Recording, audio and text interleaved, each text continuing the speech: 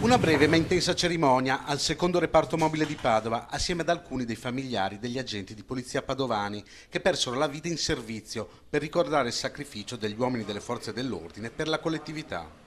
Il 23 maggio del 1992 a Capaci, lungo l'autostrada che porta a Palermo, un attentato uccise il giudice Falcone, sua moglie e gli agenti della scorta. È diventato il Memorial Day, giorno della memoria, che commemora tutti i servitori dello Stato caduti per compiere il loro dovere. In occasione della commemorazione della strage di Capaci ha ricordato tutte le vittime della criminalità, del terrorismo, degli anni di piombo anche qui a Padova. Per cui questa mattina il Memorial Day ci ha portati a svolgere un percorso proprio alla memoria attraverso dei ciclisti tedofili. Abbiamo depositato una corona in ogni luogo dove purtroppo ha perso la vita un appartenente alle forze di polizia.